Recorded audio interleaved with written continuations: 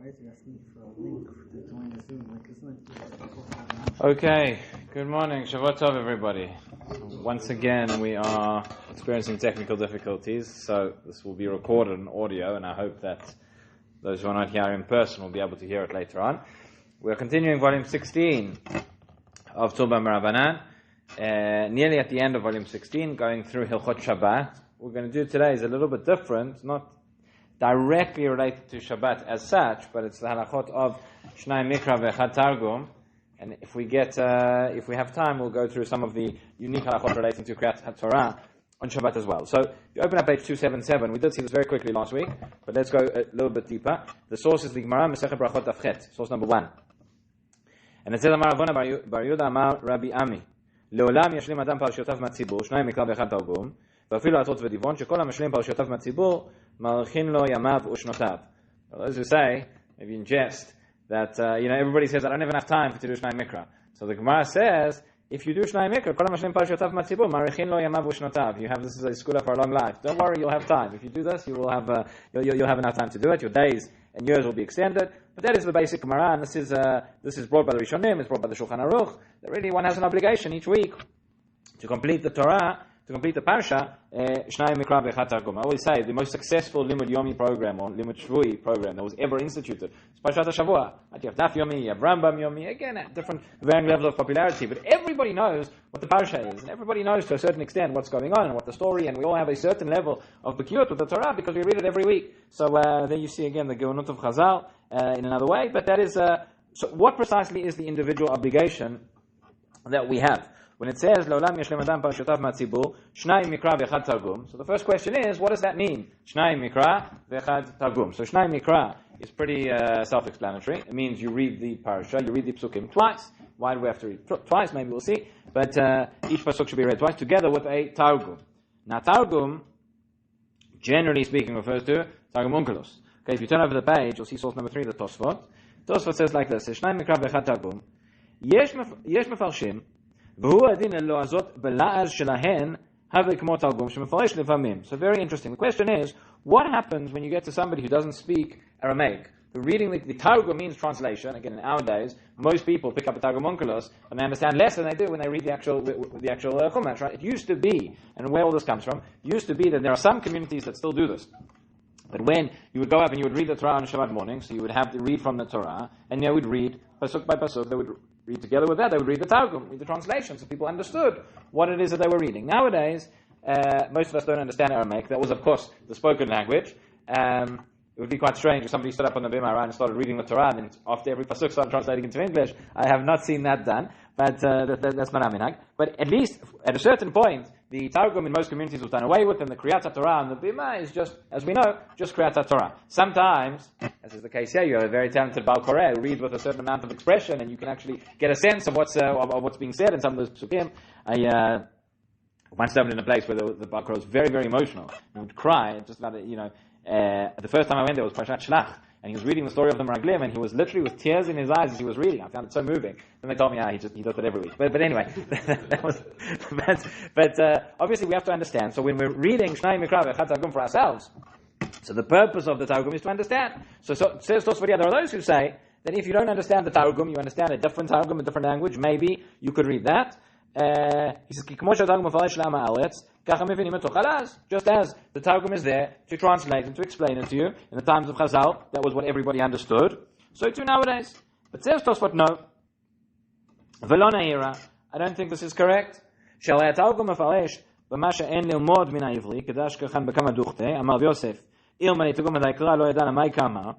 Gemara in Megillah talks about the greater Ma'ala, the great advantage of the Targum Onkelos. We know it is not just a translation, but it is also a Peirush. There's actually some versions that's very, very nice where you have, so Koren recently put out a Chumash, where they have in the Targum Onkelos, because again, if Aramaic is not your first language, it's hard to follow, but they actually put in bold every time where Onkelos adds in a word, or he adds in an interpretation that is not a direct translation, they put it in bold, and therefore if you've learned a little bit of Gemara, sometimes it's not, you can understand a little bit of what's being said.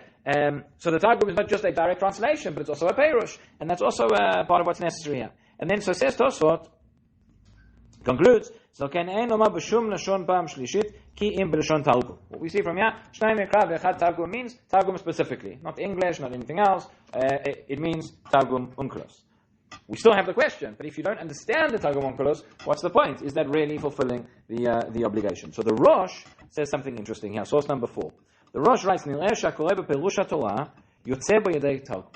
says, if you read Shnayim Mikra, maybe we have to call it Shnayim Mikra v'echad Perush. Okay, but as we've said, the Targum is also a Perush, it's also an interpretation. He says, if you read in place of the Targum Onkelos, you read the Perush HaTorah, then you have also fulfilled your obligation. Now the Rosh does not say explicitly what he's talking about, but it's understood the Tur, who is the son of the Rosh, writes, that refers to Perush Rashi on Chumash. What if you don't understand Rashi either? So we'll get to that also. But if the understanding is Shnayim Mikra v'echad Targum, in order to read the parasha, in order to become proficient in the Torah, to understand what's being said, if you don't understand Targum Onkelos, it makes sense that we would understand that you could do it by reading Perush Rashi.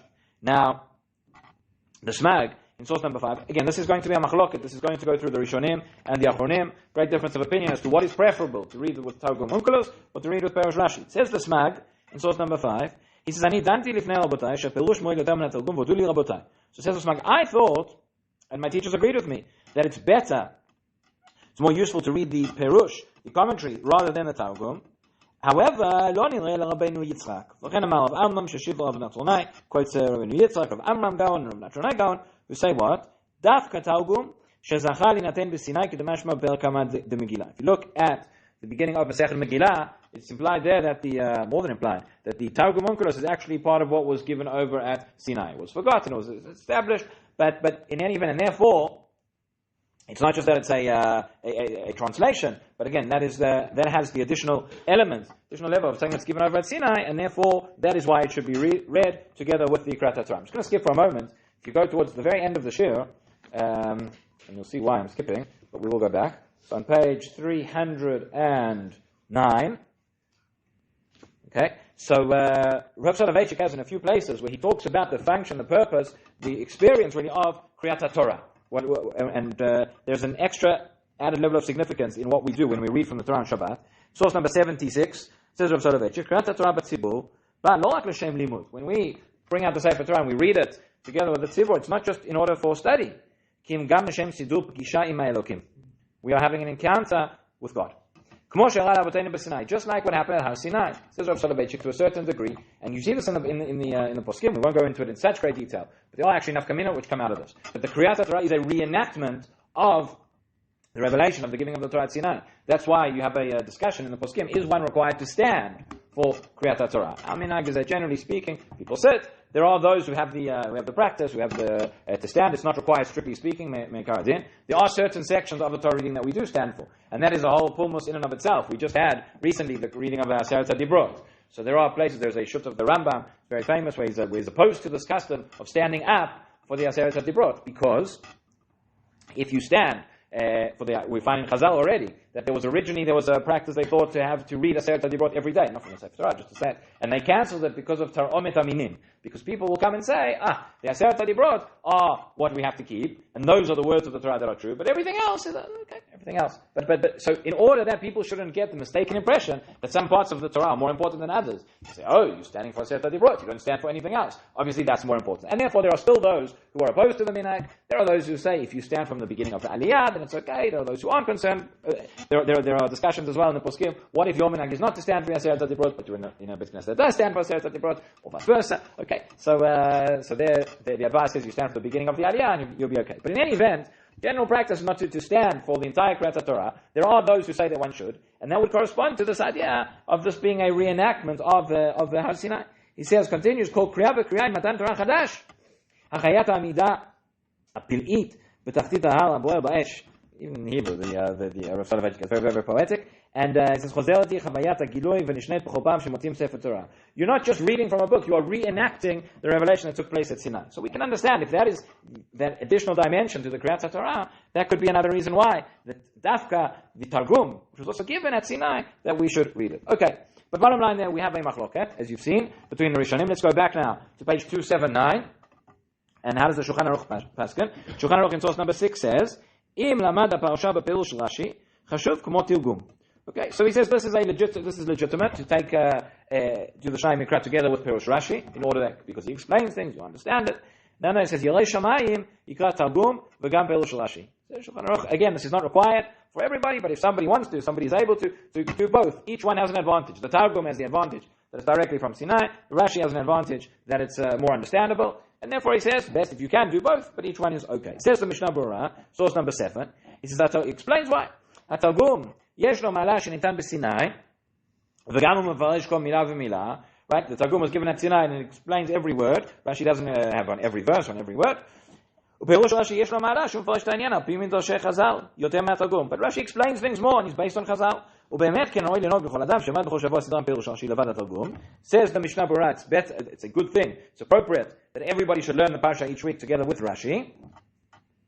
The other reason why it's appropriate is because then when you're sitting in the shir or the drasha and the Rav says there's a famous Rashi that everybody knows, so if you've learned it, you'll know it. Okay? But in any event, so he says, Rashi, Levad Targum, כי יש כמה פרשות בתורה בפרט בחלק ויקרא שאי אפשר להבינם כלל על ידי תרגום לחוץ. Says if you're going to read through the Torah without Rashi, just with Targum you won't understand everything. Why picks up particularly Sefer Vayikra, he says there are things that you can't understand unless you go and read the commentary. Okay. Source number 8, he says, what about if you have a pasuk? Let's say a person chooses to do the Shnayim Mikra with Rashi, again, which I think is a very common practice nowadays. What about the pasuk where there is no commentary of Rashi? So there he says, those pasukim you should just read 3 times, and that way you have fulfilled the obligation. Okay, I mentioned before. What if somebody doesn't understand Perush Rashi? So then you're not really gaining anything from that. Source number 10, Beretev. He says all this is obviously a discussion relating to one who understands. Dainu misha cholavin. Aval misha eno ba'achi. V'day ha'oid l'kol befirush ha'torah. Shesh b'lishon Ashkenaz. Kegon sefer tzena or enach ha'otzebo. Kadei shavin inyan parasha. So says the Beretev that if you don't understand Rashi either, you could use a translation. Maybe you could use an English translation. Rav David Feinstein is quoted here as saying that you could use an English translation of Rashi that would also suffice. You're learning with Rashi to understand. You don't understand what Rashi says, so read the translation of Rashi, and that way fulfill it. What?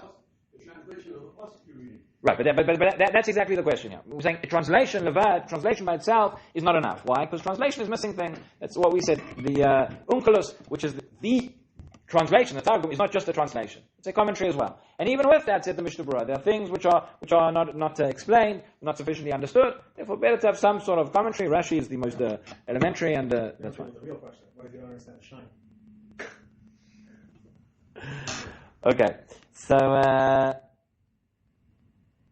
all right. So that's in terms of what we should. At the end of the day. And we'll see this. There are many different details and many parameters in terms of what we should do for Shnayim Mikra, when we should do it, how we should do it, what order you should read the psukim, when you should do it. I've heard from a number of poskim, and this makes a lot of sense as well. At the end of the day, right, meaning there is what to rely on each of these. Whatever's going to work for you to get you to do Shnayim Mikra, that's the best. That's the best. We'll see as well. There's a lot of unfortunately rifyon when it comes to this mitzvah. The poskim go to great because. From the language of the Gemara said that everybody has to do it. The Shulchan Aruch said everybody has to do it. So everybody should be doing it. We find lots of discussions in the poskim as to why it is, limud zchut, why people maybe don't do it, but nonetheless it should be done. And again, there's different ways. If a person is reading every week with Targum Onkelos, which you don't understand, and it's not really brought in here, but if you look in the contemporary poskim, the tendency is, I would say, to those that are more maybe mystically inclined, more some of the Sephardi poskim, more related to Kabbalah, etc., are more favored towards reading Onkelos, whereas those that are less maybe I don't want to say more rationally inclined, but less mystical, say no, you need to read something you understand, and therefore better with Rashi. But at the end of the day, again, for every individual, what's going to work for you? If I know that every week I'm going to do a Perush Rashi, I'm just not going to have the time, I'm not going to get to it. But if I read through Onkelos and I understand a little bit, I can do it. So then that's preferable. If a person says, if I'm going to do Targum with Shnayim Mikra with Onkelos, I don't understand what I'm reading, I'm never going to do it. But if I sit and I do with Rashi and I look at the translation, I understand. Okay, so then you should do that. Whatever is going to work for the individual is what to rely on this way, is what to rely on that way. Main thing is, get it done. Okay. So one of the questions is, let's say, continuing on the theme of not having time, which seems to be a theme in our lives for many things, can a person rely on the reading of the Torah in Shul as one of their readings of Shnayim Mikra? That's a question which is raised. You have to say it along with the person reading? So let's see. Source number 12, the Magen Avraham. Says, he says, Im shama pa'am achat mishliach tzibur, v'koreh pa'am achat, yatsa. Okay, so it sounds like he's saying, if you heard it once from the Baal Kriya, and you said it once yourself, then you fulfilled the obligation. Don't rely on this likatchila, says the Magen Avraham, but b'diavad, sounds like he's saying that counts, even if you didn't read it along. Now we'll see most of the poskim do not like this, and don't accept that. Says the Mishnah Berurah, Ayan Magen Avraham, shekadav b'shem nechem chamadot b'diavad, yatsa pa'am achat b'ma shama me'ashliach tzibur. Okay, in any event, even the Magen Avraham said this is only b'diavad. There are those achronim who disagree with that.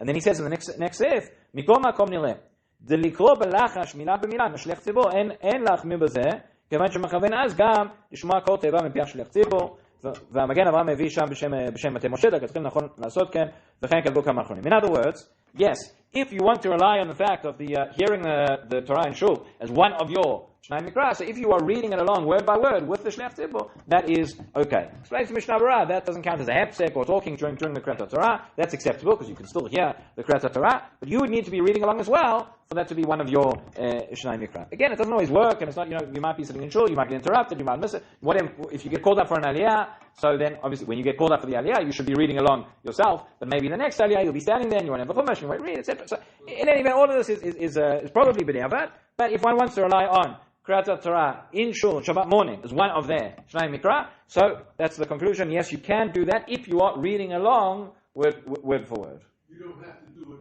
all at once, right? Let's say Sunday you do Rishon, Monday you do Sheni, stuff like that. Yeah, we'll get to that. It's a good question. Again, as I said before, there are different methods, there are different practices, but we'll see. So Yogid Yosef says the same thing as what we just said. Yes. No, so he's just explaining why. He's explaining what you would say if you're sitting there reading, so you're not listening to the Kriyat Torah. But he's saying you are listening because you're listening and you're reading along with him, so therefore it's not. You mean mitzad Kriyat Torah? It's not a. Okay, let's turn over to the next page. So David asked the question: what order do you have to do this in? Do you have to read the whole parasha at once? Do you go by aliyah, pasuk by pasuk? Okay. So says the Mishnah Berurah number 15.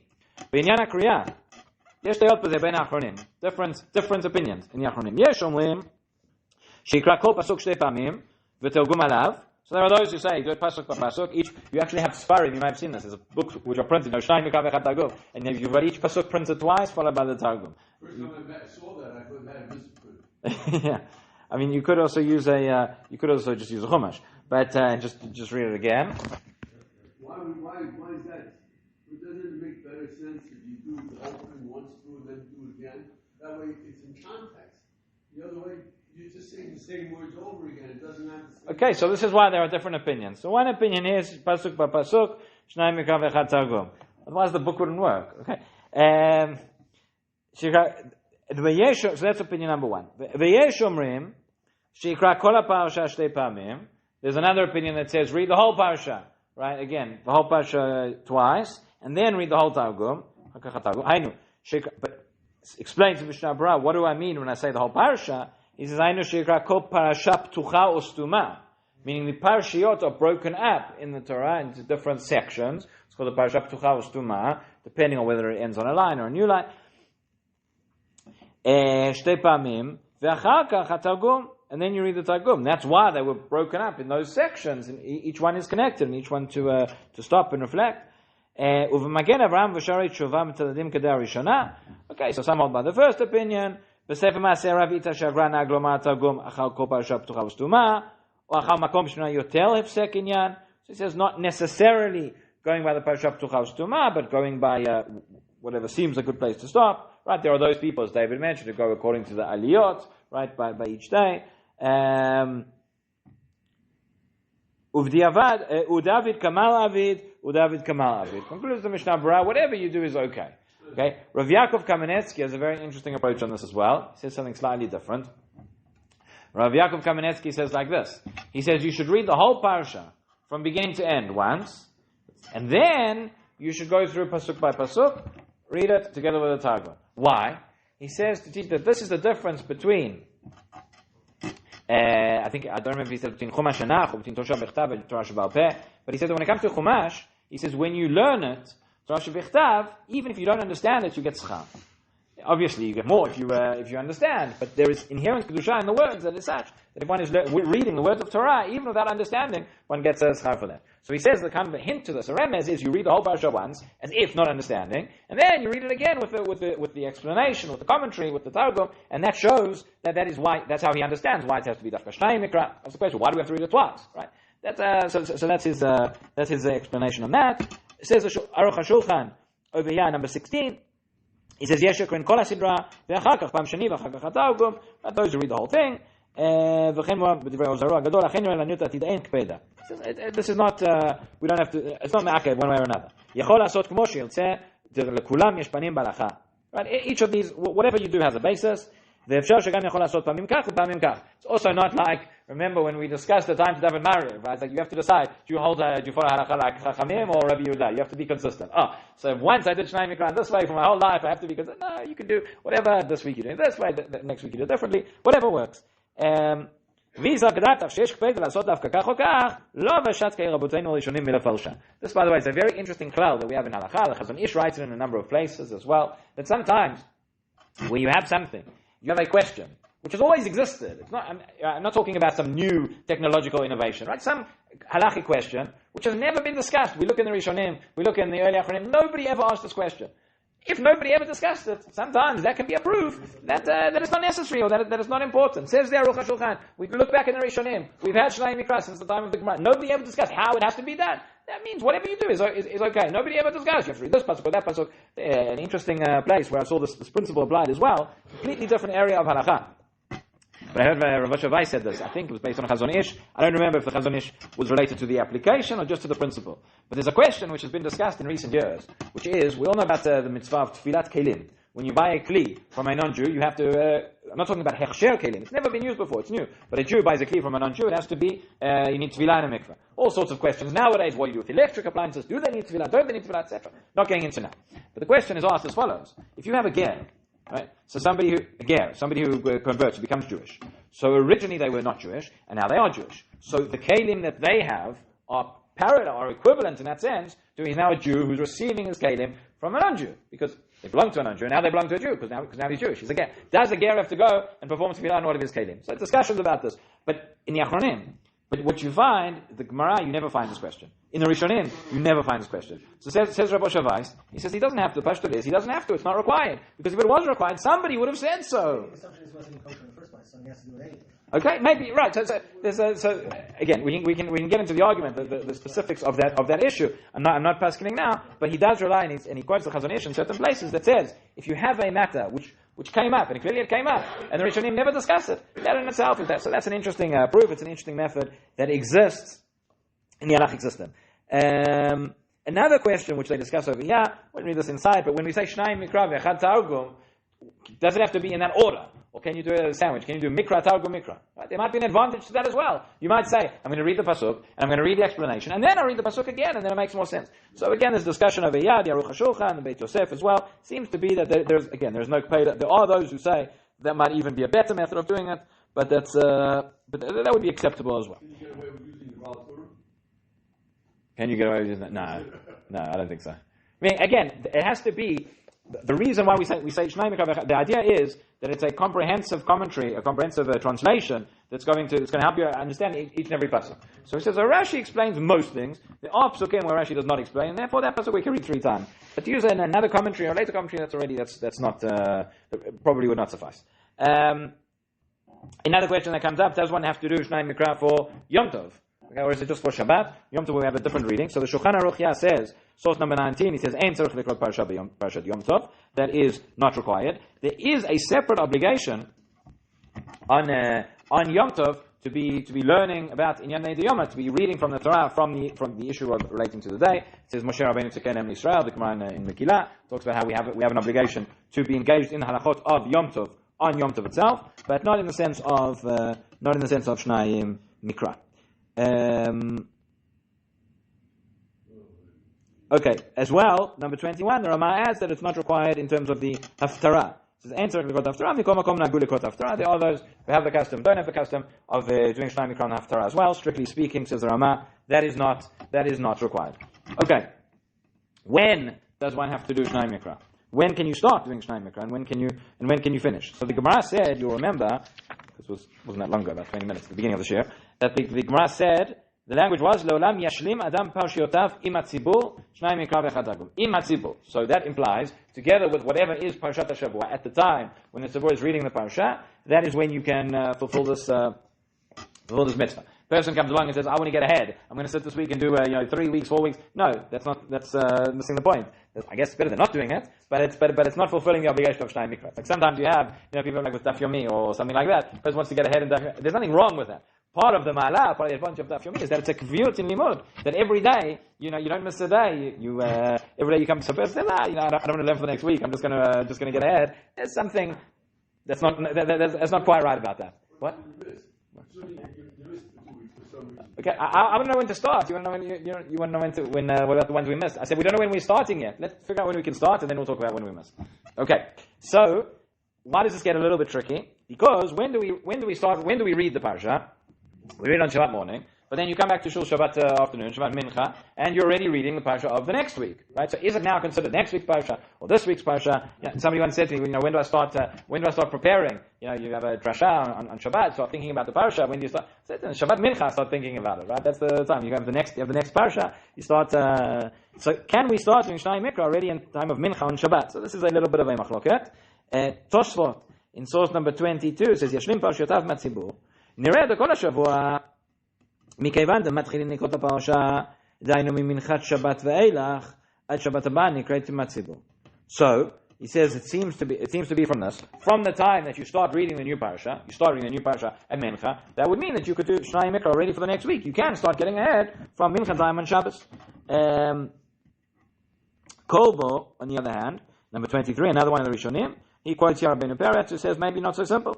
Im chazar parasha mechad b'Shabbat yatsa. He says if you start on the first day of the week, you start on Sunday, that's okay. Because they already started reading the new parsha. So already you can look at, I guess maybe we should say when the parsha gets changed on the board, right? That's when it starts. He says only on Sunday,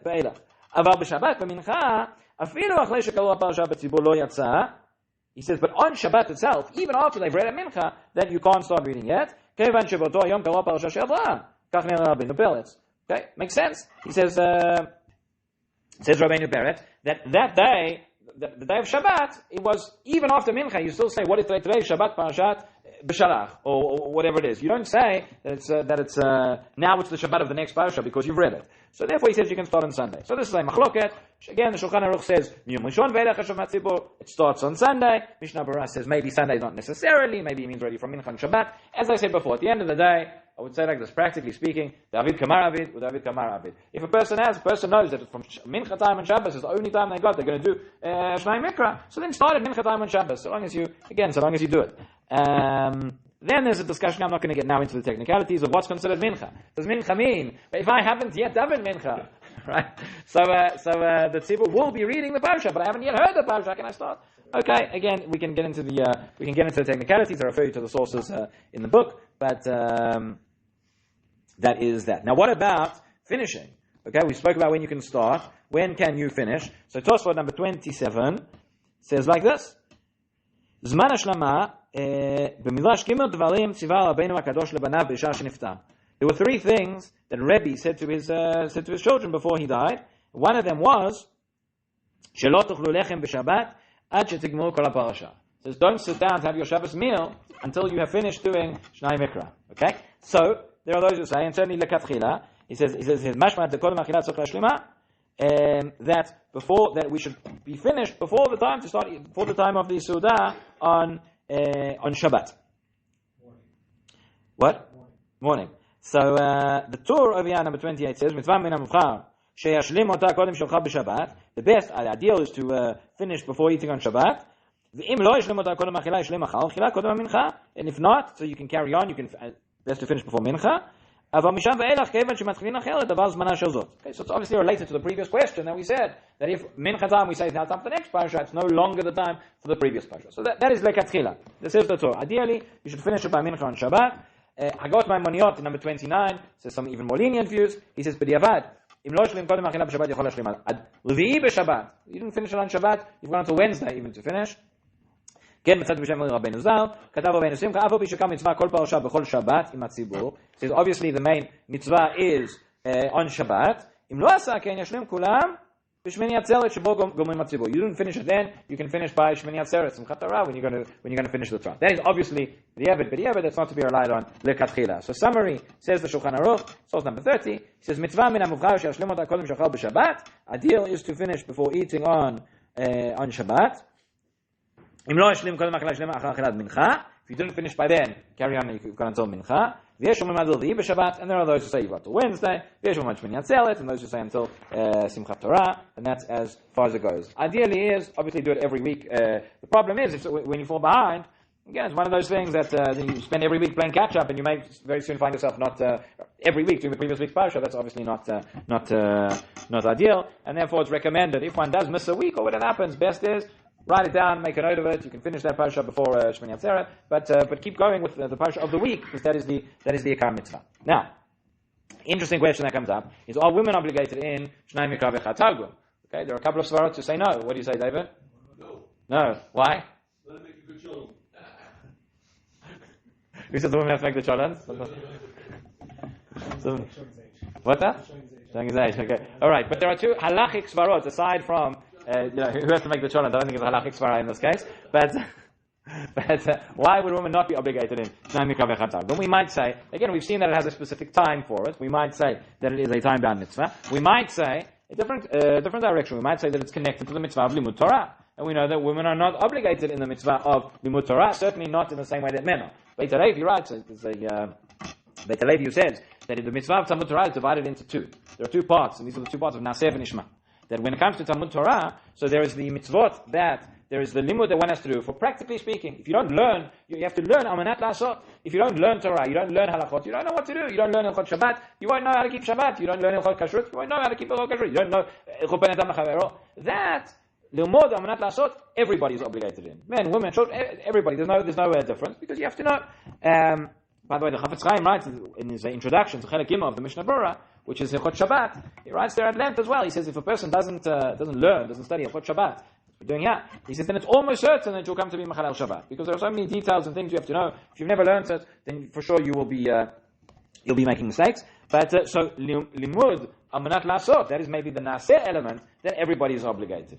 But then there's an additional element, there's an additional level of Talmud Torah, where we are obligated to learn for the sake of learning. Limud Torah lishma. Maybe that is the nishma. It's not connected to anything that I'm going to do. It's not connected to anything practical. That is a certain type of limud that only men are obligated in. Women are not obligated in that limud. If they want to, they can. Again, nowadays, it's well known since the time of the Chafetz Chaim. Chafetz Chaim was a trailblazer in the realm of Limud Torah for women in a way that was not done before, for various reasons, which again we won't go into now. It's not our discussion. But strictly speaking, the mitzvah of limud, l'shem limud, women are not obligated in. If we say that Shnayim Mikra v'Chad Targum, again, we mentioned last week, there are essentially two primary reasons that are given for this. Either it's just because there's a takana that everybody has to read the parasha every week. It's about proficiency in the Torah. It's about learning. So then, seemingly, women may not be obligated in that. If it's in order to prepare for the Kriyah with the Tzibur, again, whatever preparing for the Kriyah with the Tzibur means, if that means that you might get called up for an aliyah and you might have to read, so certainly women would not be obligated in that. So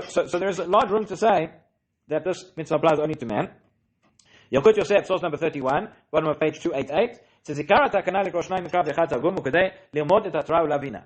So he says the primary reason for this mitzvah, for this obligation, is to learn the Torah, to understand it. And since women are exempt from this, they'll also be exempt from Shnayim Mikra.